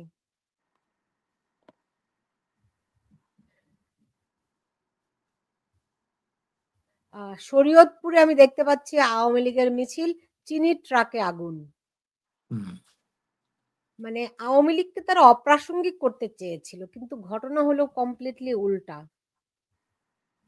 না, আওয়ামী লীগ তো অপ্রাসঙ্গিক হওয়ার রাজনৈতিক দল না যে আওয়ামী লীগকে অপ্রাসঙ্গিক করে দিবেন, তাই না? বা আওয়ামী লীগের আপনি যদি এই গত 15 বছরের শাসনকে এক কথায় আপনি দেখেন যে এই আন্দোলনটার সময়ে যে হতাহতের ঘটনার বাইরে, হ্যাঁ, তো শেখ হাসিনার নির্বাচনগুলি হয় নাই, কিন্তু তারপরেও তো বাইরে থেকে ওইরকম কোনো চাপ সরকারের উপরে আসে নাই। ঠিক আছে, আপনি যদি 18 এবং 24 নির্বাচনের কথা বলেন, তো মানুষও এক ধরনের কিন্তু সন্তুষ্টই ছিল। এখন আপনার ওই যে বলে না যে সরকারের বিরুদ্ধে বদনাম করতে করতে মানুষ বাসা থেকে বের হয়, তারপরে রিক্সায় চড়ে, তারপর যেই মেট্রো রেলে চড়ে তখন বলে না জিনিসটা তো খারাপ ছিল না, ভালোই ছিল। বুঝছেন? ওয়াহিদুল, এমনিতে আজকে আপনার প্রধান উপদেষ্টা যে ভাষণ দেবেন, সেখানে আমরা বুঝতে পারছি যে জুলাই সনদ নিয়ে তিনি কিছু একটা বলবেন, হয়তো ঐক্যবদ্ধ হওয়ার জন্য আবারও বলবেন নাকি? তা নাহলে এই যে ফ্যাসিস্ট চলে আসতেছে, এরকম কোনো ঘোষণা থাকবে? আমরা তো এতদিন আসলে যে জিনিসটা দেখছি যে যখনই কোনো একটা বিপদ আপদের সামনে আসে তখনই তিনি ওই রাজনৈতিক দলগুলিকে ডেকে কথাবার্তা বলেন এবং তারপর হচ্ছে যে মানে সরকারের সবাই তাকে সমর্থন জানায়। এবার যেহেতু রাজনৈতিক দলগুলি ডাকেন না এবং আমার ধারণা তিনি নিজে সিদ্ধান্ত নেবেন, যেটা নিয়ে হতে যাচ্ছে যে হয়তোবা আমি যতটুকু খোঁজ খবর পেয়েছি সেটা হচ্ছে যে সরকারের ভিতরেও এখন ওই নির্বাচনের একই দিনে আপনার গণভোট আয়োজনের একটা সিদ্ধান্ত আছে। তো নির্বাচনের একই দিনে একই সময়ে গণভোট হবে এক। জামাত এরই মধ্যে ঘোষণা দিয়ে দিয়েছে যে তারা এটা মানবে না, এবং জামাতের সঙ্গে ইসলামী আরো মোট 8টি দল এই সঙ্গে আছে। না, তারা তো এবং আমার তারা তারা মনে হয় যে কর্মসূচিও ঘোষণা করেছে, যমুনা অভিমুখে তারা যাত্রা করবে। সামনে এই ধরনের কর্মসূচিও দিয়েছে। না, আমার যেটা ধারণা, আমি যেটা খোঁজ খবর পেয়েছি, একটা হচ্ছে যে এটা হবে যে ইলেকশনের দিনই একই সাথে গণভোটের কথা বলবে ১। ২ নাম্বার হচ্ছে যে জামাত যে আপনার উচ্চ কক্ষে যে পিআর পদ্ধতি তারা যেভাবে চেয়েছে, সেটা হচ্ছে যে সারা দেশের ভোটের আপনার গড় তৈরি করে উচ্চ কক্ষে পিআর চেয়েছে জামাত। আর বিএনপি বলছে যে নিম্ন কক্ষে যেই আসন সংখ্যা হবে সেই আসনের ভিত্তিতে উচ্চ কক্ষে পিআর হবে। তো সম্ভবত জামাত আমার ধারণা বিএনপি বোধহয় তাদের চালাকিটা বুঝে গিয়ে এখন একটু চুপ মেরে গেছে নাকি? না, বিএনপি কে হচ্ছে যে এখানে ছাড় দিতে হবে যে উচ্চকক্ষে পিআরটাকে বিএনপি কে মেনে নিতে হবে হচ্ছে ওই সারা দেশের ভোটের গড় করে সেইভাবে নিম্নকক্ষের আপনার যে আসনের ভিত্তিতে না। আর জামাতকে ছাড় দিতে হবে যে ভোটটা গণভোটটা আগে হবে না, গণভোটটা নির্বাচনের সময় একই সাথে হবে। আর হচ্ছে যে প্রশ্নগুলি নিয়ে আসছে যে এখানে 84টা প্রশ্ন, এই প্রশ্ন এগুলি সম্ভবত কমিয়ে ফেলা হবে। ঠিক আছে? এই প্রশ্নটা কমিয়ে যাতে মানুষ হয়তো ৩টা প্রশ্ন থাকতে পারে গণভোটে, যাতে মানুষ সহজে বসতে পারে। এই ধরনের একটা সম্ভাবনার কথা জানা যাচ্ছে। আর হচ্ছে একই সাথে তিনি তার ভাষণে সববারই যেটা তিনি সবসময় ঘুরে ফিরে ওই সমুদ্র আপনার মধ্যে প্রচুর সয় সম্পদ রয়েছে, সেগুলিকে বিদেশীদেরকে দিয়ে দিতে হবে। সে জাতীয় কথাবার্তা থাকবে এবং সবাইকে এক করার এগুলি তো থাকবেই, এবং বিরাট সুযোগ, সারা দেশের মানুষ তাকিয়ে থাকবে। তারপর হচ্ছে যে একটা বিরাট মানে পৃথিবীর ইতিহাসের শ্রেষ্ঠ ভোট তারা করে দিবে। কিন্তু আওয়ামী লীগকে বাইরে রেখে জামাতকে বাইরে রাখার এখন সরি জাতীয় পার্টিকে বাইরে রাখার ষড়যন্ত্র করে এবং আরো ৩০টা রাজনৈতিক দলকে আপনার বাইরে রেখে একটা পৃথিবীর ইতিহাসের শ্রেষ্ঠ ভোট তো কোনো দেশে হইতে পারে না। এবং যেই দলকে বাইরে রাখছে সেই দলের ন্যূনতম হচ্ছে ভোটার সংখ্যা হচ্ছে ৩০ থেকে ৩৫% আওয়ামী লীগ। এবং আওয়ামী লীগ হচ্ছে একমাত্র রাজনৈতিক দল যারা এককভাবে আপনার ক্ষমতা যেতে পারছে। বিএনপিকে কিন্তু আপনার সবসময়ই ওই যে আপনার জামাতের সমর্থন নিয়ে ক্ষমতায় যেতে হয়েছে। এককভাবে তো বিএনপি ১৫১ আসন কিন্তু ওই মানে ওইভাবে তাদের সবসময় জামাতের সমর্থন প্রয়োজন ছিল। ঠিক আছে? খুবই অল্প আসন তারা পেয়েছিল সববারই, যেবারই তারা দল গঠন করছে। এককভাবে কিন্তু পায় নাই। যেবার আপনার ২০০০ আওয়ামী লীগ যেবার ৬৩টা আসন পেল ২০০০ সালের নির্বাচনে, তখন তো বিএনপি জামাত জোট সরকার ছিল, তাই না? সুতরাং একক না। তো এখন সেই বিএনপি এককভাবে আপনার ৩০০ তারা তো নমিনেশনও এখনো দেয় নাই। সুতরাং বড় রাজনৈতিক দল, পুরাতন রাজনৈতিক দল, সবচেয়ে বেশি সময় ক্ষমতায় থাকা দল, বাংলাদেশের মুক্তিযুদ্ধের নেতৃত্ব দেওয়া দল, সেই দলকে বাদ রেখে আপনি নির্বাচন হবে না তো। জি। এমনিতে আপনি দেখেছেন কিনা পরশুদিন মির্জা ফখরুল ইসলাম আলমগীর বলছিলেন যে তার নাকি হাসি পায় যে আওয়ামী লীগ লকডাউন ডেকেছে। আজকে তিনি কি বলবেন? না, আমরা আসলে দেখতে পাচ্ছি না যে বিএনপির কোনো প্রতিক্রিয়া এখন পর্যন্ত কোনো পত্রিকায় আসে নাই। তো তিনি আসলে গত ১৫ বছরে তারা তো আন্দোলন কর্মসূচি দিয়েছে, সেখানে মানুষের উপস্থিতি দেখেই তার হাসি পাওয়ার কথা ছিল। আজকে এই ১ম একটা কর্মসূচি দিল এটা। ঠিক আছে? এটা তো সবেমাত্র শুরু। তো বলে না যে সকাল দেখে সারাদিনের অবস্থা কেমন হবে সেটা বুঝা যায়। তো এটা হচ্ছে আওয়ামী লীগের আন্দোলনের সকাল, শুরুর আন্দোলন ১ম কর্মসূচি। ইয়া তো ওহিদুল, একজন এখানে আমি খেয়াল করি নাই জিনিসটা, একজন দর্শক আমাকে নোটিস করিয়েছেন যে দেখেছেন যে একটি রিক্সা চালকও নেই রাস্তায়। নরমালি তো রিক্সা মানে হরতালের দিনেও আমরা প্রচুর রিক্সা দেখি, শুধু গাড়ি থাকে না, রাইট? তো একটি রিক্সাও নাই, এটা ভেরি সিগনিফিকেন্ট কিনা ওহিদুল? না, আপনার রিক্সা চালকদের উপরে তো এই সরকার আপনার নির্যাতন করেছে। রিক্সা থাকবে কেন? ওই ব্যাটারি চালিত রিক্সা তুলে দিবে, ওই রিক্সা চলতে পারবে না। নির্যাতন করেছে না? এবং আপনি একজন রিক্সা চালকের একটা বক্তব্য খুব ভাইরাল হয়েছিল, দেখছিলেন? মুখে আসলে সেই কথাটা বলা যাচ্ছে না। ডক্টর মোহাম্মদ ইউনূসের মাকে তুলে নানান ধরনের কথাবার্তা বলতেছিল। তো সেগুলি তো ওইটা তো একজন রিক্শাওয়ালার বক্তব্য বের হইছে, ঠিক আছে? ওই কোনা দিয়ে দেখলাম আর কি। ভেরি শুনুন আপা, ইন্টারেস্টিং। মানুষের কাছে তো টাকা থাকতে হবে, তাই না? বিজনেস, ব্যবসা-বাণিজ্য হতে হবে। আপনার ১,৮৫,০০০ শ্রমিক তাদের কাজ হারিয়েছে। ওই যে আশিককে নিয়োগ দিয়েছে আপনার বিনিয়োগ আনার জন্য, ১ পয়সা বিনিয়োগ আনতে পারে নাই। ২৫ পয়সার বিনিয়োগ হয় নাই দেশে। এবং কোন মানুষ যাদের টাকা আছে, যারা ব্যবসা-বাণিজ্য করে বিনিয়োগ করবে বা মানে দেশজ যে বিনিয়োগ, সেটাও তারা করছে না। কারণ দেশের মধ্যে পুরা অনিশ্চয়তা। ঠিক আছে? নতুন একটা দোকানপাট খোলা বা নতুন একটা ব্যবসা-বাণিজ্য দেয়া বা আপনার আ এগুলি তো হয় নাই। আপনার আওয়ামী লীগ ক্ষমতা আসার পরপরই এই টেকনোলজি আপনার উন্মোচনের পরে প্রচুর টেকনোলজি বেসড নানান ধরনের ব্যবসা-বাণিজ্য, নানান ধরনের কর্মসূচি চালু হয়েছিল। এরকম কোনো কিছু তো নাই। সুতরাং মানুষের কাছে টাকা আসবে কোথা থেকে যে মানুষ খরচ করবে? রাইট। আর এই ভিডিওটা কোথাকার জানতে চাচ্ছেন অনেকে? এটি কিছুক্ষণ আগের ফার্মগেট এলাকার ভিডিও।